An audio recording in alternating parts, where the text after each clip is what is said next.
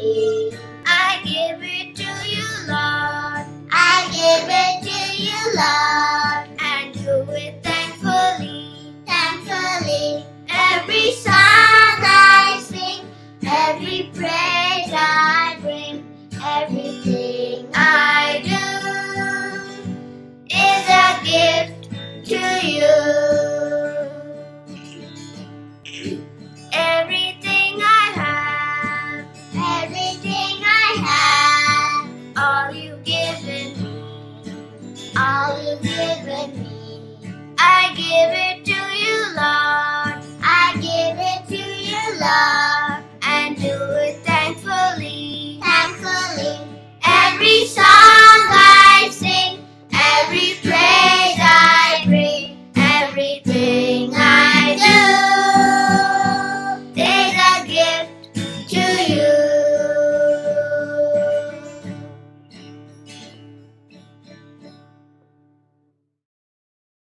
हम परमेश्वर का धन्यवाद देंगे कि परमेश्वर ने हमारी सहायता की कि हम वापस एक बार रविवार के दिन आके परमेश्वर का वचन सुन सके।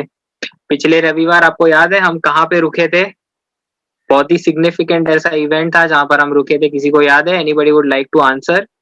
किसी को याद है लास्ट संडे अंकल जॉन्टी जब ले रहे थे तो उन्होंने कहाँ पे रोका था?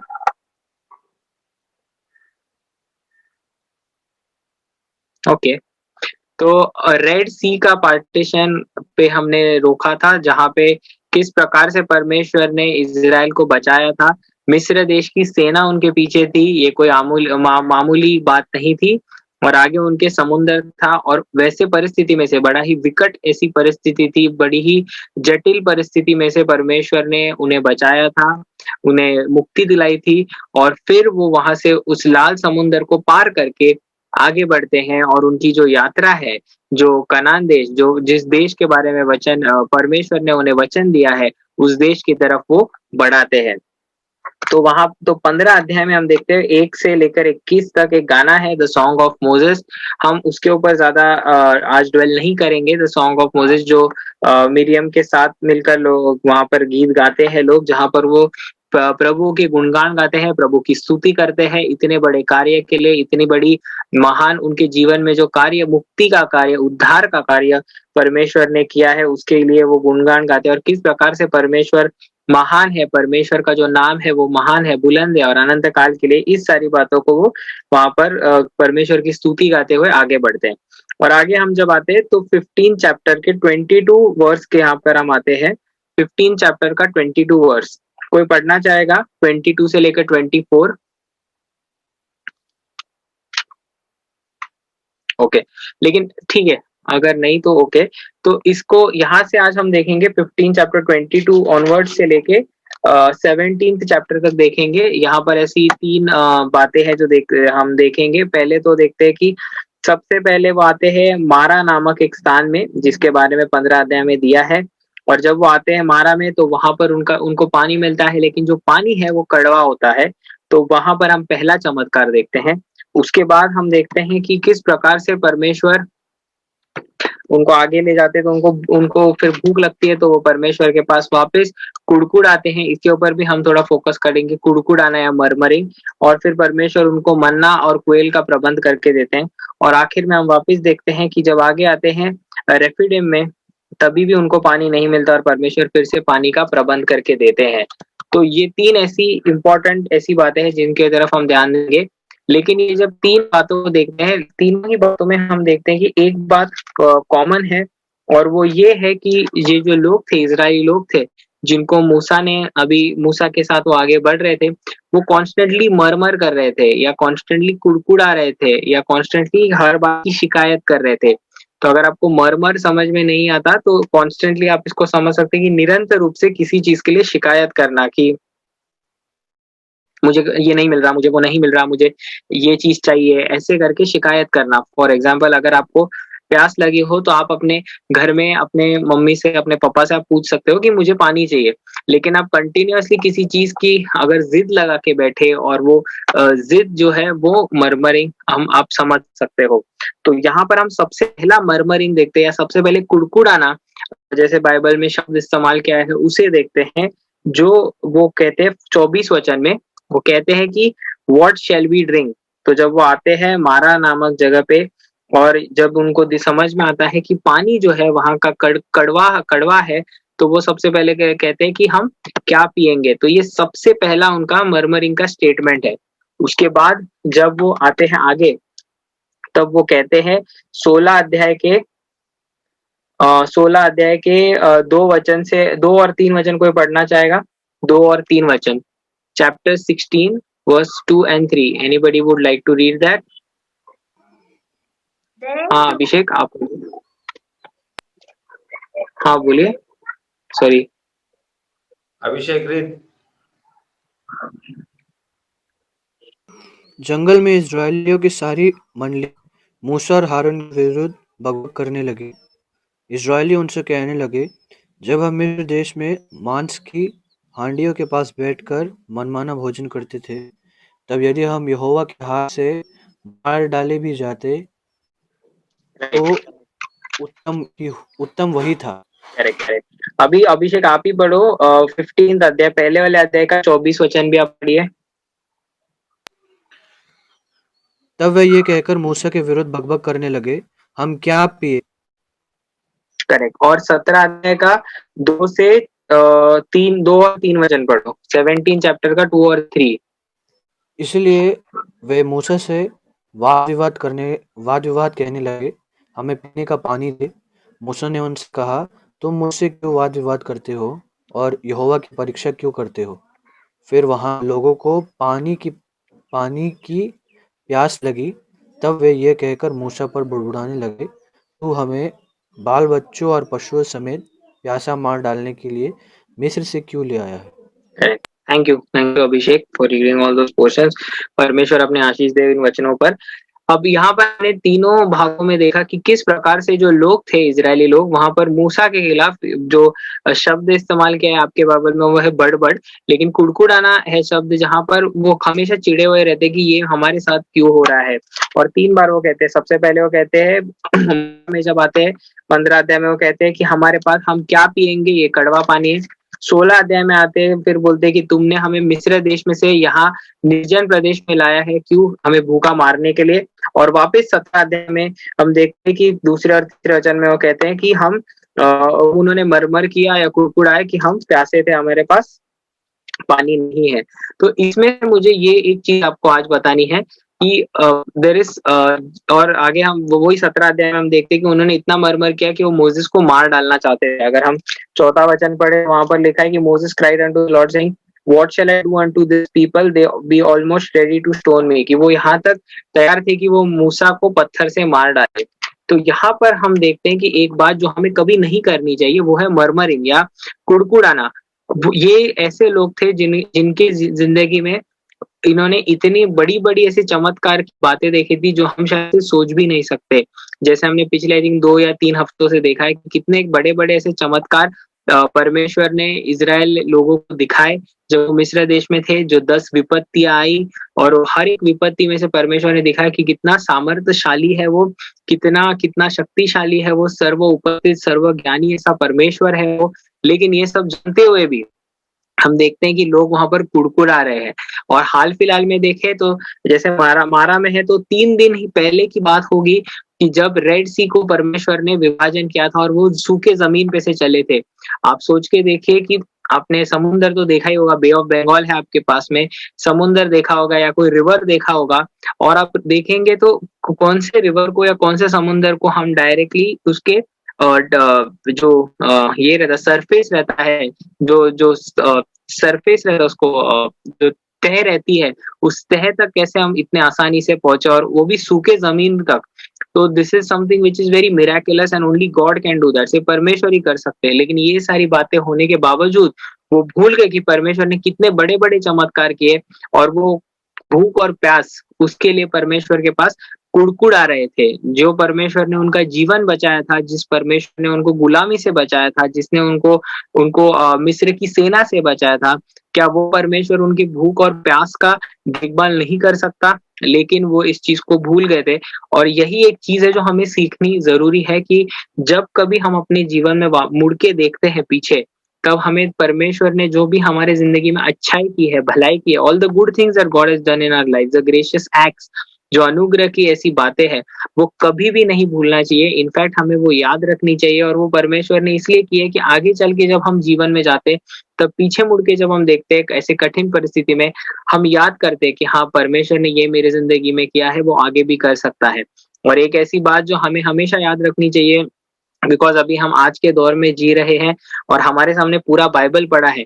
सबसे बड़ा जो अनुग्रह का कार्य परमेश्वर ने किया है, वो है प्रभु यीशु मसीह को इस संसार में भेज के। उससे बड़ा चमत्कार मैं नहीं मानता कि और कुछ हो सकता है कि परमेश्वर खुद मनुष्य के रूप में आए और अपने प्राण हम जैसे पापियों के लिए दे। तो अगर आपके पास ऐसा कोई भी अनुभव नहीं है जो आपको लगता है कि जिसके ऊपर आप ध्यान दे सकते हो, तो हमेशा याद रखिए कि जो परमेश्वर स्वर्ग छोड़कर इस संसार में आपके लिए आ सकता है और खुद के प्राण दे सकता है कि आपको स्वर्ग में ले जाए, आपको पापों से बचाए, वही परमेश्वर आपकी भूख और आपकी प्यास और आपके कपड़े, आपका जॉब, आपकी पढ़ाई, कोई भी आपकी समस्या क्यों ना हो, वो हर एक समस्या का हल आपको जरूर देता है। और यही बात हम देखते हैं कि इजरायली लोग यहाँ पर भूल गए थे, और ये कांस्टेंट मर्मरिंग जो है, वो आगे चल के हम देखते हैं कि परमेश्वर को बिल्कुल पसंद नहीं आई, and this is not something which God likes. जब परमेश्वर अपने बच्चों को, मतलब संतानों को, हमको, आपको इस संसार में रखते हैं, तो परमेश्वर हमारे ऊपर बहुत ज्यादा ध्यान रखते हैं। जैसे साम 121 में लिखा है कि the God of Israel neither slumbers nor sleeps, कि उसे उसकी पलक भी नहीं झपकती और ना ही कभी वो सोता है। ऐसा परमेश्वर है जो 24 घंटे हम पर ध्यान रखता है। तो ये सारी चीजें हैं जो हमें हमेशा अपने मन में रखनी चाहिए, हमें याद रखनी चाहिए। और जैसे ये जो अनुभव आते हैं, जैसे पास ओवर का या फसह का हमने जब देखा था, तब परमेश्वर ने उनको बहुत स्पष्ट रूप से ये आज्ञा दी थी कि ये जो बातें कर रहा हूँ फसह का, ये साल प्रति साल आप कीजिए और अपने बच्चों तक भी ये पहुंचाइए। तो बच्चों तक पहुंचाने का जो उसके पीछे का मकसद था, वो यही था कि एक पीढ़ी हमेशा याद रखे कि पहले वाले पीढ़ी के साथ क्या हुआ, और परमेश्वर ने उनको कितना बड़ा एक उनकी जिंदगी में उद्धार का कार्य किया। तो यही बात हम देखते हैं कि constant murmuring of the people in these three events, ये चैप्टर्स में, कि जब उनको भूख लगी, जब उनको प्यास लगी, परमेश्वर ने उनको सारी चीजों का प्रबंध जरूर करके दिया, लेकिन जिस प्रकार से उन्होंने इस बात की विनती की या रिक्वेस्ट की, जो उनका एटीट्यूड था, वो गलत था। अगर आप सोच के देखोगे तो आप सोचिए कि वो इसमें थे, इजिप्ट में थे, मिस्र में थे, और मिस्र में वो कैसे परिस्थिति में थे, देवर इन बॉन्डेज, वो बंदीवास में थे, और वो स्लेवरी में थे, वो गुलामी में थे। एक गुलाम, अभी एक्चुअली हमें नहीं समझ में आता क्योंकि यहाँ अभी वो जमाना नहीं रहा, लेकिन एक गुलाम के पास इतनी ऑडेसिटी या इतना साहस नहीं था कि वो अपने मालिक को ऐसे कह सके कि ऐसा कैसा पानी दिया है, ये कैसा खाना दिया है, ये पानी कड़वा है, ये खाने में नमक कम है। वो इस तरीके से बात नहीं कर सकता था, क्योंकि अगर वो गुलाम करता, तो वो जो उसके ऊपर जो अधिकार जता रहा है, मिस्र हो सकता है, मिस्री कोई हो सकता है, तो वो तो उन्हें मार मार के मार डाल देते या उनको बहुत कड़ी सजा देते। लेकिन हम देखते हैं कि यही इजरायली लोग कितने आसानी से ये भूल गए हैं कि परमेश्वर ने उनको इतनी विकट परिस्थिति से लाया है, और आज परमेश्वर के साथ है वो, और परमेश्वर के साथ वो कैसे बात कर रहे हैं। तो यही बात हमें हमारी जिंदगी में भी याद रखनी चाहिए कि ऐसा हमारे साथ ना हो कि हम भी कभी हमारी अच्छाइयों को भूल जाए और परमेश्वर के साथ ऐसे बात करें। लेकिन हम परमेश्वर के जब चरणों में आते हैं तो हमेशा नम्रता से आए, हमेशा याद रख कर है कि हम कौन है, और परमेश्वर पवित्र है, परमेश्वर महान है, और हम कितने अयोग्य है, आई वुड से, कि अनवर्दी है, कि ये जानते भी परमेश्वर के पास हमारे पास एक्सेस है, ये परमेश्वर की एक अनुग्रह है हम पर। तो ये हमेशा हम याद रखें इस एपिसोड में से। ओके, तो आगे बढ़ते हैं। आगे हम देखते हैं कि उन्हें परमेश्वर ने क्वेल और मन्ना दिए 16वें अध्याय में, चैप्टर 16 में। तो जहां पर अभी मैं आगे हम देखते हैं, ओके, वर्स 4 के वर्स 4 से लेके वर्स 4 और 5 को पढ़ेगा, चैप्टर 16।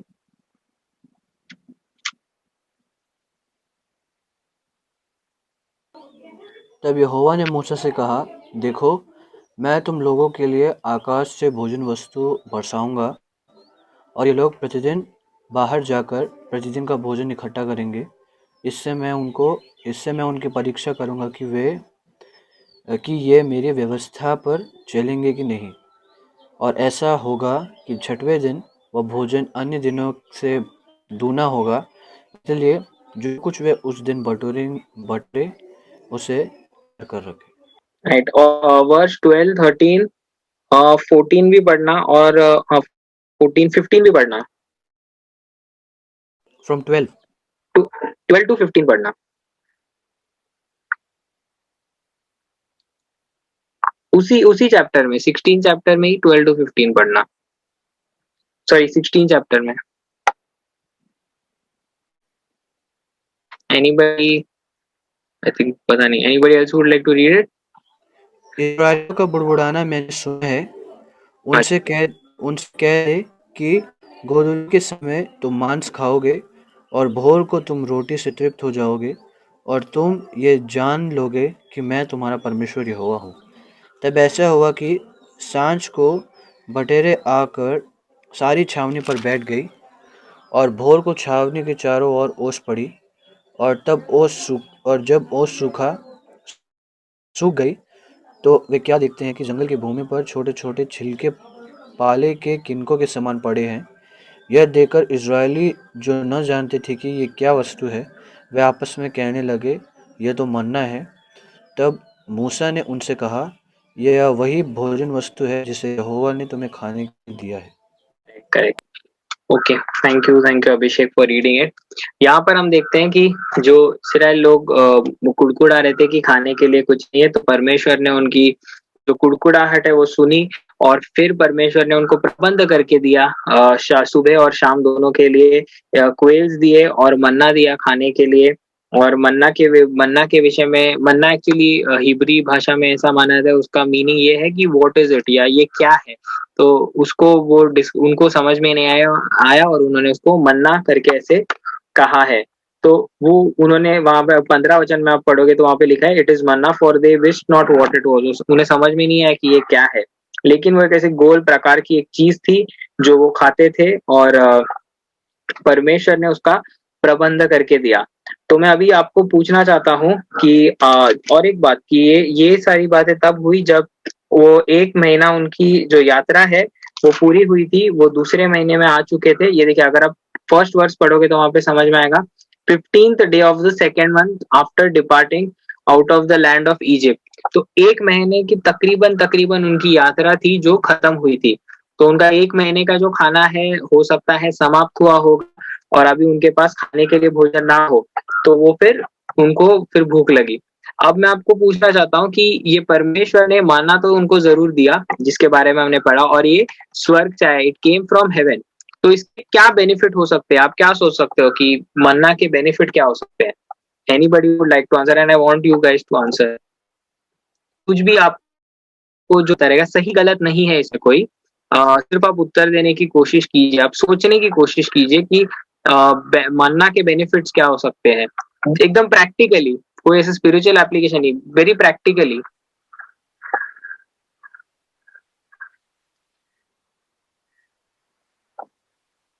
जैसे अगर मैं आपको पूछूं पानी के बेनिफिट क्या है, तो आप क्या कहोगे? पानी प्यास बुझाता है, पानी से आपको रिफ्रेश होते हो, या आपको कहीं पे मिट्टी है तो धोने के लिए। उसी प्रकार से मन्ना के बारे में आप क्या सोच सकते हो, क्या उसके फायदे हो सकते हैं?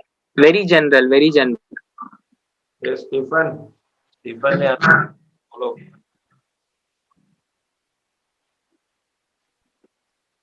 Stephen and Phoebe, you wanted to say something?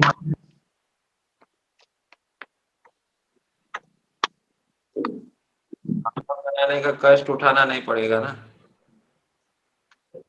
कोई भी नहीं है, कुछ नहीं आप सोच सकते, एक भी जन नहीं। ताकि खाने की जो जरूरत है वो पूरी हो जाए। ओके, ओके, राइट, करेक्ट, खाने की जरूरत पूरी The होगी। miracle of food. Sorry, The miracle of food. The substance miracle. अच्छा, मिराकल, ओके, मेरा food, okay, it is a miracle, that food is a miracle, आप बोल रहे हो? Yes, uncle. ओके, ओके, ठीक है, उनको खाने की जरूरत नहीं होगी, मिराकल। और कुछ? anything, very randomly, very general. I just want you to think. कोई और? अनुपमा, अभय, फिनियास, एमी, कोई भी? फ्री में खाना मिल रहा है, पैसा खर्च नहीं करना पड़ेगा। राइट, फ्री में खाना खाने को मिलेगा। Very well said. Phineas, Anupama, Abhay, anybody would like to give a go ahead? Just try करो, आप सही गलत नहीं हो इसमें, किसी को नहीं पता, हम कोई नहीं थे तभी। हम हमसे Bible God gives him to food God to given live alive, to live alive. to live a life. Very well said, Phoebe. Very well said. Okay, तो thank you everyone for attempting at least to answer. तो देखिए, जैसे मैंने कहा कि हम में से कोई लोग वहां पर थे नहीं वो पूरे चीज को देखने के लिए, समझने के लिए, लेकिन कुछ चीजें जिनको हम अनुमान लगा सकते हैं, जिनको हम एक कहते हैं, हम जो स्पेक्युलेट कर सकते हैं जिसके बारे में, जैसे फॉर एग्जांपल उनको फार्म करने की जरूरत नहीं थी। अभी आप सोचिए कि खाना कैसे उगता है। खाना तभी उगता है जब आप फार्मिंग करोगे, जब आप बीज बोओगे, फिर वो एक क्रॉप उगेगा, फिर उसकी आप कटाई करोगे, then only you will get खाना या अन्न जो भी हमें मिलता है। उन्हें फार्मिंग करने की जरूरत नहीं थी। क्योंकि वो लोग एक निर्जन प्रदेश की यात्रा में थे, रेगिस्तान में थे, वो फार्मिंग कहाँ से करते? इतने लाखों लोग थे, 15 से 20 लाख करीबन लोग थे, फिर उनके गाय बैल बकरी भी थे। तो इतने सारे लोगों का फार्मिंग करने के लिए आप सोच के देखिए कि कितना फार्म लगेगा, क्या लगेगा। तो फर्स्ट फार्मिंग करने की जरूरत नहीं थी। फिर जैसे हमें याद दिलाया कि हमें फ्री में खाना मिल रहा था, उन्हें किसी को पैसे देने की जरूरत नहीं थी, किसी के साथ व्यवहार करने की जरूरत नहीं थी। फ्री में परमेश्वर उनको खाना प्रबंध करके दे रहे थे, उपलब्ध करके दे रहे थे। फिर उन्हें एक्स्ट्रा वेट कैरी करने की जरूरत नहीं पड़ रही थी, क्योंकि इतने सारे लोग हैं, अगर कैरी भी करना है तो उनको कितना खाना कैरी करना पड़ेगा। लेकिन अब देखिए कि रोज अगर स्वर्ग से आपको खाना मिल रहा है, तो आपको खाना मतलब उतना उठाने की जरूरत नहीं पड़ेगी, और फिर उसको बचा के रखने की भी जरूरत नहीं पड़ेगी। आज हमारे पास फ्रिज है, तो हम 4-5 दिन की सब्जी लाते हैं या कुछ लाते हैं और फ्रिज में रख देते। खाना भी कभी कभार हम फ्रिज में रख देते, लेकिन उस टाइम तो ये सब था नहीं, तो उन्हें प्रिजर्व करने की भी जरूरत नहीं थी। फिर भूखा रहना, इस विषय में सोचने की भी उन्हें जरूरत नहीं थी। अब तक वो सोच रहे थे कि अरे हम भूखे रहेंगे, अभी हम खाएंगे क्या, अभी हम करेंगे क्या, और उसके वजह से जो सारी बातें होती है वो उनको सोचने की जरूरत नहीं थी।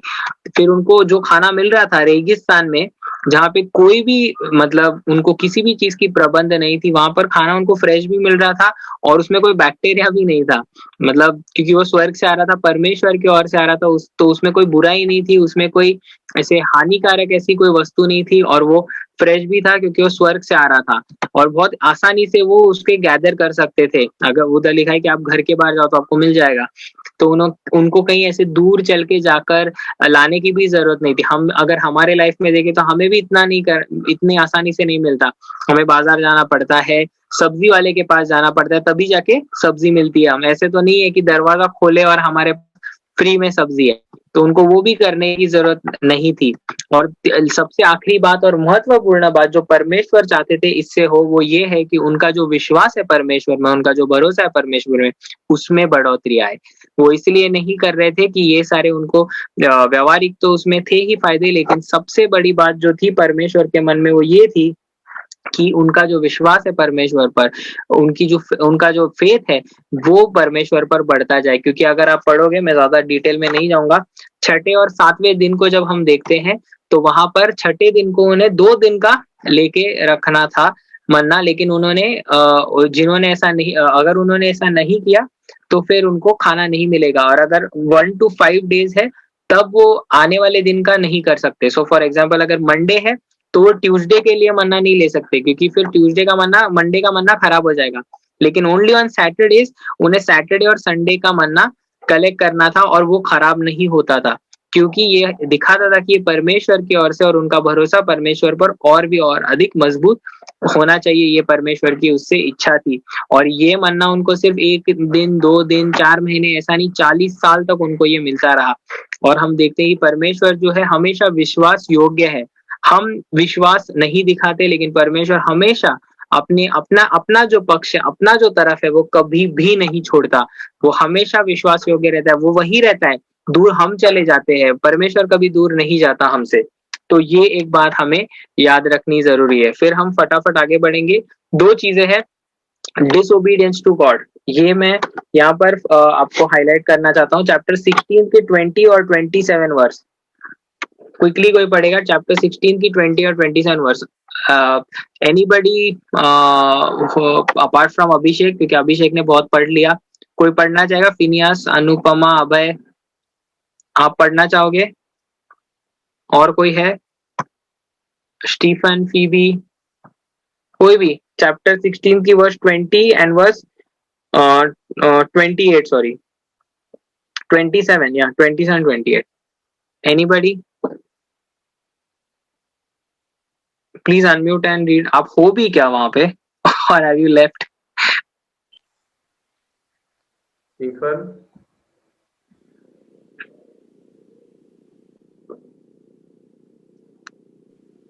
give the reference once more. Yeah, chapter 16 verse 20, 27, 28. Tammy, would you like to read? Okay. But some of them didn't listen and kept some of it until morning. But by then it was full of maggots and had a terrible smell. Moses was very angry with them.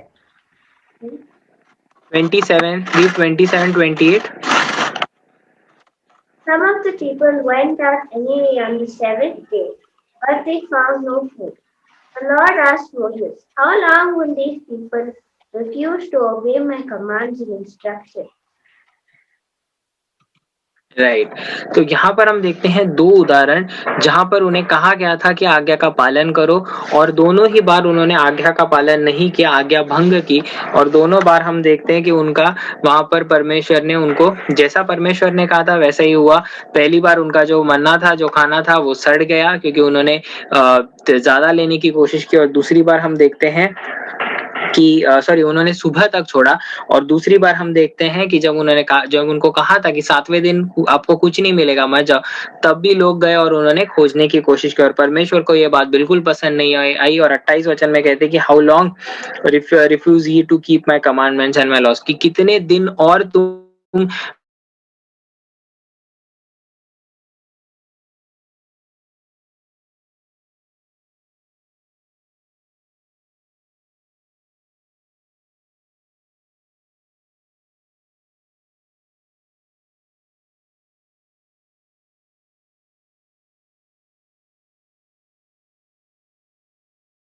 उसका गलत फायदा करे। परमेश्वर विलंब से क्रोध इसलिए करते हैं, अनुग्रह इसलिए करते हैं कि वो समय हम हमारी जिंदगी को सुधारने में बिताए, ना कि हम उसे बिगाड़ने में बिताए। तो ये बात हमेशा याद हमें रखनी चाहिए कि disobedience is something which will lead us away from God. और सबसे पहला अगर पाप जो है, अगर आपको याद होगा, तो वो डिसोबीडियंस से ही शुरू हुआ, जब उन्होंने उस पेड़ से खाया जिसकी आज्ञा परमेश्वर ने दी थी कि तुम मत खाओ। तो ये दो ऐसी बातें हैं, दो वचन हैं जो हमें याद रखनी चाहिए। और लास्टली हम देखते हैं कि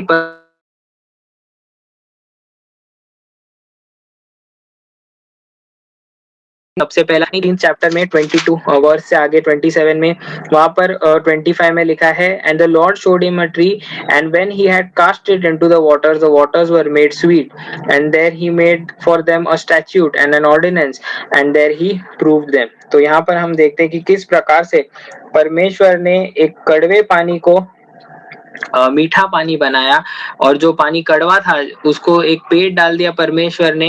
और वापस एक चमत्कार देखते हैं कि परमेश्वर ने उनको मीठा पानी दिया और उनकी प्यास आगे बुझाई। और आगे चल के 27 वचन में हम देखते हैं कि उन्हें और भी वहां पर पानी मिला। और 16 अध्याय में हम देखते हैं कि किस प्रकार से रेगिस्तान के बीच में उनकी जो भूख थी वो मिठाई और मन्ना दिया, और उनको क्वेल का खाना दिया। ये भी परमेश्वर का एक चमत्कार है। और आखिर में 17 अध्याय में जब हम आते हैं, वापस उन्हें प्यास लगती है और वापस परमेश्वर उन्हें पत्थर में से पानी निकाल कर देते हैं। तो यहाँ पर हम देखते हैं कि 6 वचन में ऑफ चैप्टर 17, कोई पढ़ना चाहेगा? 17:6।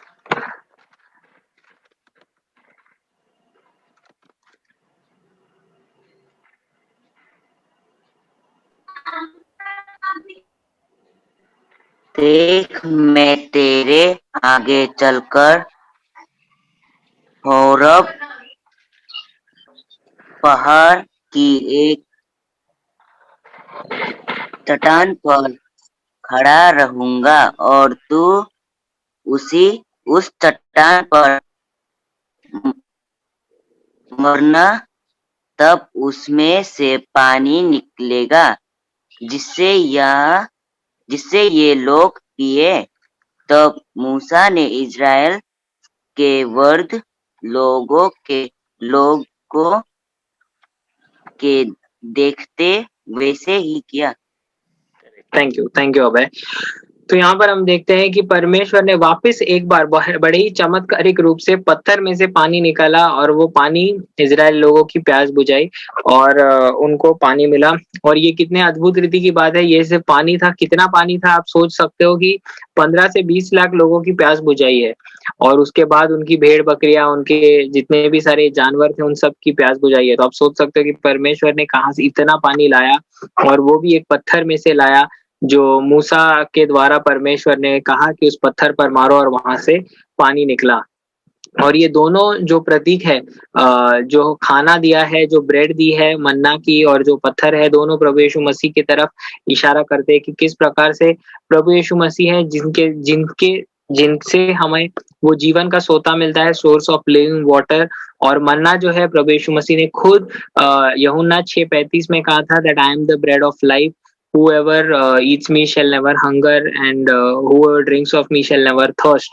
तो हम देखते हैं कि प्रभु यीशु मसीह ने खुद कहा था कि वही वो जीवन की रोटी है। और आज हमें धन्यवाद देना चाहिए परमेश्वर का कि आध्यात्मिक रीति से हमारी प्यास और हमारी भूख मिटाने के लिए परमेश्वर ने अपने खुद के पुत्र प्रभु यीशु मसीह को इस संसार में भेजा है, जो हमारी इस जरूरत को भी मिटाते हैं और बाकी सारी जरूरतों का प्रबंध भी वही करते हैं, और सारी जरूरतों का और प्रश्नों का उत्तर भी वही हमें देते हैं। और जैसे हमने आज देखा कि हमें याद रखना चाहिए कि कांस्टेंट जो कुड़कुड़ाना होता है या मरमरिंग होता है, हाँ हो सकता है आप हमारे जिंदगी में थोड़े से शिकायत हो या फ्रस्ट्रेशंस हो, लेकिन हमेशा उसके लिए हमें प्रार्थना करनी जरूरी है। परमेश्वर के पास उसकी विनती करनी जरूरी है कि हम प्रार्थना में परमेश्वर को पूछे कि उसकी इच्छा क्या है, उसके प्लान्स हमारे लिए क्या है, और परमेश्वर ही उसका उत्तर देंगे, बजाय इसके कि हम कुड़कुड़ाए, चिड़चिड़ करें और गलत कोई कदम उठाए। तो हमेशा परमेश्वर हमारी सहायता करे कि हम उसकी अच्छाइयों को, उसके अनुग्रह को ना भूले और उसकी आज्ञा का पालन करें। और हम याद रखें कि परमेश्वर ने सारी जरूरतों की पूर्णता प्रभु यीशु मसीह में हमारे लिए संपन्न की है। परमेश्वर के नाम की स्तुति हो।